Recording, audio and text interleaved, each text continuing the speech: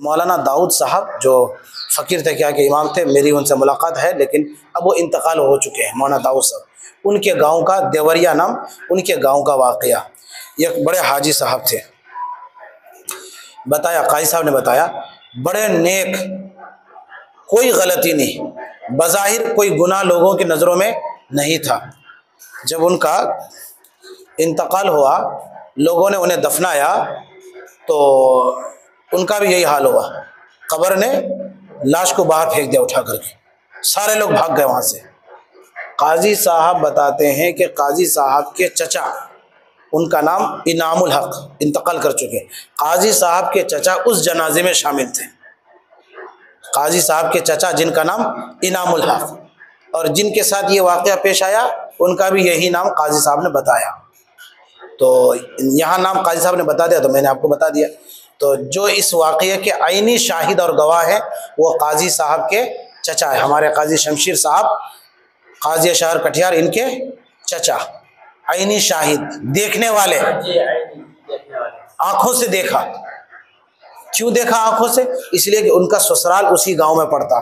जैसे इंतकाल की खबर आई, गए अपने ससुराल में, भाई किसी का इंतकाल हुआ है, जनाजे में गए, तो उन्होंने ये वाक़या देखा कि कब्र ने उनके जनाजे को और लाश को बाहर फेंक दिया। फिर इसी तरह से सारे लोग वहाँ से चीखते चिल्लाते भाग गए, डर भाग करके, छोड़ छाड़ के।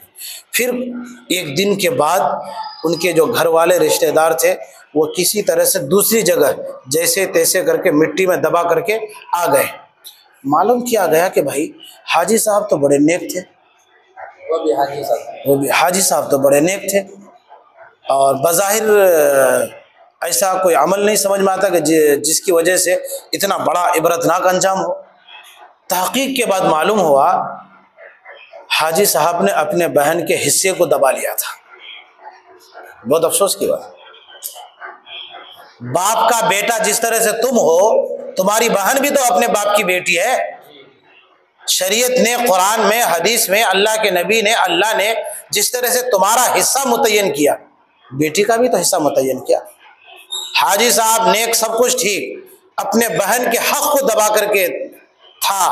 और काजी साहब बयान करते हैं कि उसके भांजे एक एक दाने के लिए मोहताज हो चुके थे, भीख मांग करके खा रहे थे, और मामा हाजी साहब अपने भांजे की माँ का हक दबा करके बैठा हुआ था। अल्लाह ने वाक़या दिखाया। तो बहनों के भी हक को नहीं दबाना चाहिए, किसी के भी हक को नहीं दबाना चाहिए।